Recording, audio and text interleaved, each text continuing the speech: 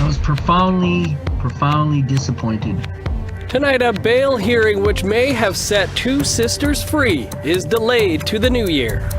It's kind of concerning because some of the members aren't able to get what they need. A Yukon community grapples with a mental health crisis. All I want is water, clean water. And water protector Joy Braun has passed away at the age of 53.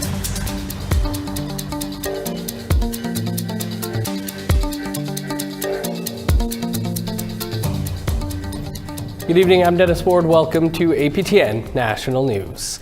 Two Saulteaux sisters will spend more time behind bars after a bail hearing set for the end of November is now being delayed until the new year. The move comes after the Saskatchewan Crown applied for a publication ban on the hearings of Odelia and Arissa Cuisance. The pair say they were wrongfully convicted of the 1994 murder of Joseph Dolph. APTN News and the sisters' lawyers, James Lockyer, opposed the ban. Now the hearing has been delayed to January 17th and 18th. Vice Chief Kim Bowden of the Congress of Aboriginal People says the news is crushing. I was profoundly disappointed. To me, it was like the Saskatchewan government, considering how close we are getting towards Christmas. I was hoping that they'd be home with their family. Odelia would see her kids and that. And the Saskatchewan government decided to send a lump of coal instead. The federal government is doing a poor job supporting First Nations dealing with emergencies caused by natural disasters. That's according to new numbers from a report by Canada's Auditor General that was released today. APTN's Fraser Needham has those details. Managing natural disasters like wildfires and floods is hard enough, but Auditor General Karen Hogan's latest report suggests money needs to be better spent to prepare for them. Over the last 13 years, First Nations communities experienced more than 1,300 emergencies, leading to more than 580 evacuations affecting more than 130,000 people. Indigenous Services Canada, or ISC, spent 3.5 times more on responding to emergencies than supporting First Nations communities to prepare for them. And as of April 2022, 39% of structural mitigation projects were eligible but waiting for funding. At a press conference Tuesday morning, Hogan said what is even more discouraging is Indigenous Services has made very little progress on these issues since they were first flagged in another audit almost 10 years ago. And so many of our findings are exactly the same, and the same that they had identified in the past. And it does seem that the focus is more on being reactive than being preventative. And it is a recommendation that we gave the government that it's time to see the value in investing in being better prepared and in supporting First Nations communities to develop the capacity they need to respond to some of these emergencies. And she said the government has also made little headway reaching emergency management preparedness agreements with provinces and First Nations. There's been time and money invested in trying to establish what comparable services might be, and so that roles and responsibilities are clear, but there's been no advancement in demonstrating that more multilateral agreements are out there, and that the communities know what to expect if they need to reach out for help in these times. ISC Minister Patty Hajdu admitted her department has to do better. The challenge is getting all of our minds oriented towards a prevention adaptation approach while also having enough in reserve to be able to respond to these crises. So it's about shifting the way that we think about it. And there will be a transition period where you're spending a lot on responding to emergencies and a lot on getting communities ready to be more prepared and have more adaptation strategies. But she said some progress is being made toward multilateral agreements with BC and Manitoba. So we're hoping to get some momentum with provinces understanding that this really is going to be an all-hands-on-deck sort of shift from reaction only in rare circumstances to the prevention and adaptation that's going to be required as we see increasing events like this every single year. Fraser Needham, APTN National News, Ottawa. Still in Ottawa, a Senate committee is examining the federal government's constitutional and legal responsibilities to Indigenous peoples. Today's main witness was the Inuit Tapiriit Kanatami president, Natan Obed. He told the Senate there needs to be a better advocate for Indigenous peoples when their rights have been violated. He said historically, human rights tribunals have failed to provide specific direction. Obed pointed out how the First Nations Child Welfare Tribunal has been in a 15-year battle with the federal government to get justice for children. He suggested the creation of an Indigenous-specific human rights tribunal. You can see how challenging using the existing mechanisms for upholding Indigenous people's human rights can be in this country, and how there is a necessity for a simpler way, and a way that that governments and Indigenous peoples and jurisdictions can all support, so that decisions are decisions, and the implementation of those decisions is done in an orderly fashion that doesn't take decades to implement. Health Canada is officially declaring a national flu epidemic today, as hospitals across the country feel the strain of multiple viruses. An epidemic is marked by early and unusual flu activity. In the last reporting period ending November 5th, there was an 11.7 test positivity rate, an increase of more than 6% in 2 weeks.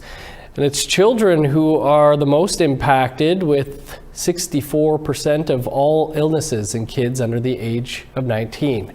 Toronto's top doctor says there are a few simple things we can all do to protect children.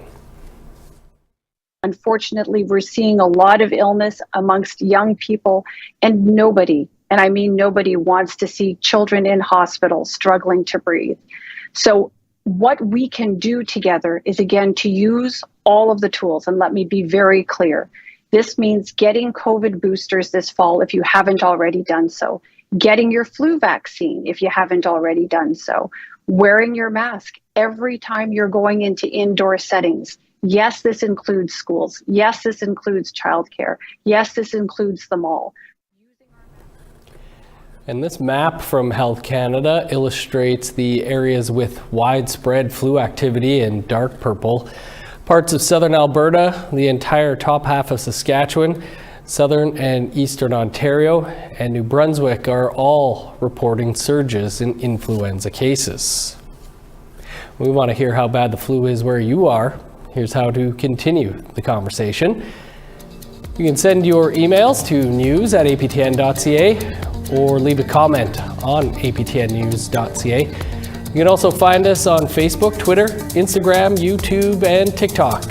Follow APTN News to join the conversation and see our latest stories.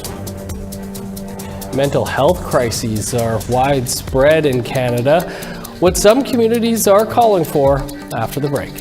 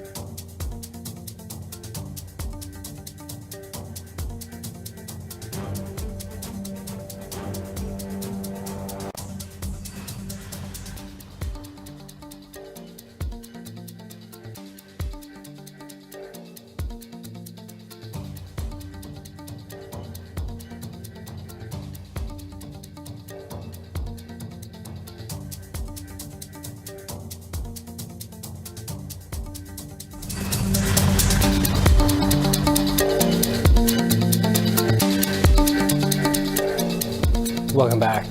First Nations leaders in Manitoba are calling on the federal government for support and resources to combat a drug crisis in God's Lake First Nation. Chief and Council of the Northern Community declared a state of emergency in early October.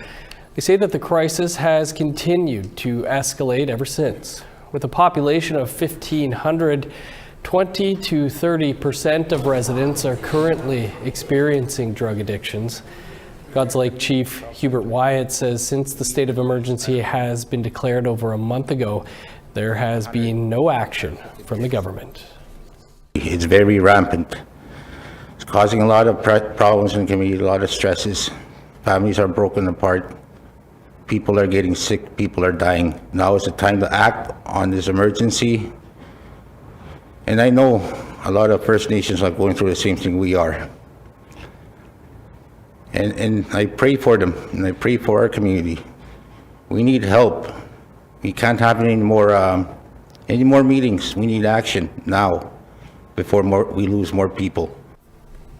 Meanwhile, a rural community in the Yukon is struggling with the mental health and addictions crisis. Now residents of Ross River are calling on both the territorial and federal governments to step up so it can receive the help it needs before it's too late. Here's Sarah Connors with that story. You know, it's really concerning because we have nobody to turn to, nobody. Nora Ledoux is a member of the Ross River Dena Council in Ross River, Yukon. Like many in the small community of 400, she has a family member in crisis. Since the early 90s, her loved one has struggled with mental health and addiction issues. You know, this person has 3 kids. They're afraid. They don't know what's going to happen. There are no doctors or counselors who live in the community. We need treatment centers. We need more support. There's so many things that we need, right? Dave Peterson is a trauma support worker at the Margaret Thompson Healing Center in Ross River. He says the center receives limited funding and is only reaching 5 to 10% of the community. The rest we can't reach because we don't have the capacity to do it. The one thing that's holding everything back is the lack of resources. It always goes back to that. Dylan Loblaw is the chief of the Ross River Dena Council. He says it's not easy for some members to travel outside of Ross River for treatment, especially as there's no transportation services. That's why he wants Yukon government to provide more programs and supports within the community. If we could get those services and those facilities in place and managed and operated by the nation, it would be real beneficial, and it would also benefit our counterparts as well. In each community we visit, the needs are different, you know. Cameron Grandy is the director of Yukon government's mental wellness and substance use services. He says counselors from a neighboring community visit Ross River bi-weekly and a mental health support worker is available, but he understands the community's concerns that it's not enough. But it absolutely is a priority, so I don't disagree that that having somebody in the community is our goal. Grandy says staffing has also been a challenge. A mental health nurse in Ross River is currently on leave, and the department has struggled to fill a mental health worker position in the community. We have a full-time position in Ross River, and we will continue to try to fill that full-time position. But Loblaw feels there's a lack of urgency, and Ross River is not being seen or heard. It's kind of concerning because some of the members aren't able to get what they need. As for Ledoux, she says it's time for governments to start investing in rural communities so families like hers can heal. You really need to look at the big picture and start planning. It's going to take a lot of money, but then you're going to be saving in the long run your own people. Sarah Connors, APTN National News, Ross River. Kimberly Murray was appointed by the federal government as an independent special interlocutor this past June. Now she has released her first report into missing children, unmarked graves, and burial sites associated with residential schools. She spoke with host Daryl Stranger earlier. Ms. Murray, thanks for taking some time out of your day today. You've been in your role as special interlocutor for 5 months now. What are some of the highlights of your work so far? I think just the, really spending the time meeting with survivors and communities that are doing this work on recovering the missing children and unmarked burials.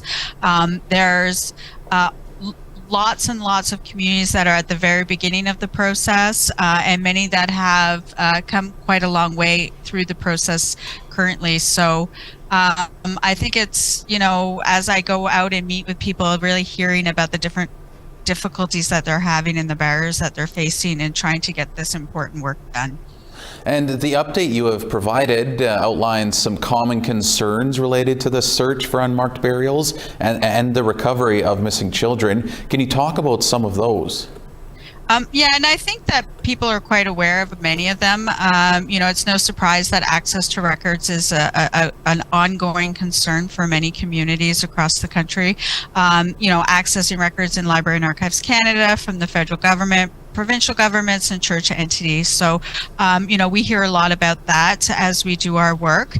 And then an evolving issue I think that we're seeing is there's also access to the land to do the search. So many of the grounds are now privately owned, not in the hands of First Nations or Inuit or Métis communities, and they're having to ask landowners to give them access to do the proper search of the grounds. So that's an evolving concern and issue that we're seeing arising across the country as work progresses. And lastly here, before we let you go, you have a 2-year mandate and there are a number of upcoming national gatherings, including one here in Winnipeg, I believe in 2 weeks' time or so. Is 2 years enough time to tackle the work that's ahead? I think that we can always say we need more time and money in any kind of these processes that get implemented by the Government of Canada, but we are going to get the job done within the mandate that's been provided to us. And these gatherings create the opportunity for me to speak to more people than if I was to go to each individual site specific in each community. So this is about bringing people together so I can hear from more people more efficiently in that way. And we're really focusing on some of the barriers and concerns that communities are sharing with us. And as you said, the one in Winnipeg is coming up, and we're focusing on community wellness and what the communities need to address the ambiguous loss that they're experiencing as we do this work of looking for the missing children. Well, we're going to have to leave it there, Ms. Murray, but we certainly appreciate you taking some time out of your day to update us on everything that's going on with your job. So thank you. Thank you. Now, before we step aside for one more quick break, here's a preview of a special In Focus that we will be bringing you tomorrow. Hey everyone, Daryl Stranger here, coming up on a little bit of a special edition of APTN In Focus. We're here at Camp Morningstar on the Hollow Water First Nation. We're going to be talking all things land-based education, why Camp Morningstar is here, a bit of the effect on trapping, and just how important this camp is to the community and to the youth. As you can see behind me, there's some youth here, how important that is to them as well. So that's coming up Wednesday on APTN In Focus.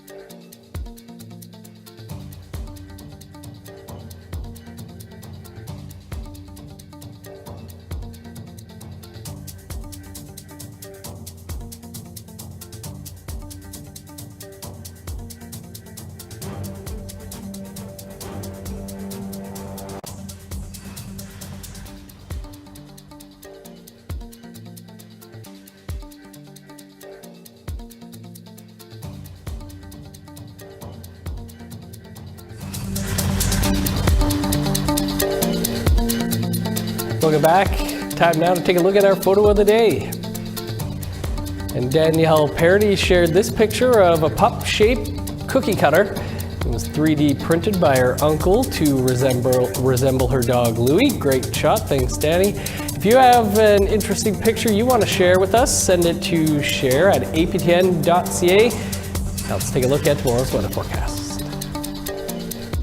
Starting on the east coast, 7 with showers in Halifax, cloudy and +2 in Fredericton. -3 with snow in Kuujjuaq, 3 below in Nain. +1 and snow in Montreal, flurries and -6 in Chibougamau. -1 with snow in Sault Ste. Marie, snow and 0 in North Bay. Cloudy and 0 in Thunder Bay, flurries and -6 in Sioux Lookout. -7 for God's Lake and Thompson, 5 below and snow in Norway House. Snow at -7 in Winnipeg, -4 with snow for Dauphin. Snow and -4 in Regina, Saskatoon and North Battleford. -10 in Meadow Lake with snow and -9 in La Ronge with snow. In northern Alberta, 10 below in High Level, -1 with snow in Fort Chip. -1 with snow in Lethbridge, +4 and flurries in Edmonton. +8 in Vancouver, 10 above under the sun in Victoria. -4 with snow in Prince George, 3 below and snow in Smithers. -11 in Old Crow, 6 below for Whitehorse. 18 below in Yellowknife, -13 in Norman Wells. 10 below with snow for Sax Harbor and Pulatuck. -14 with snow in Chesterfield and Baker Lake. -17 and snow in Resolute, 21 below in Arctic Bay.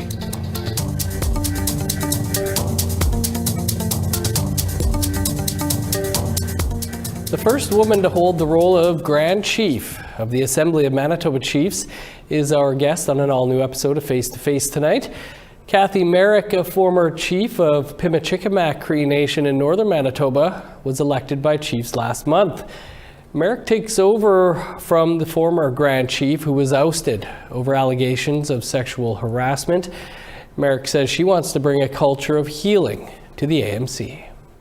That's something that we very need to work on as leaders in all our nations, as a matter of fact.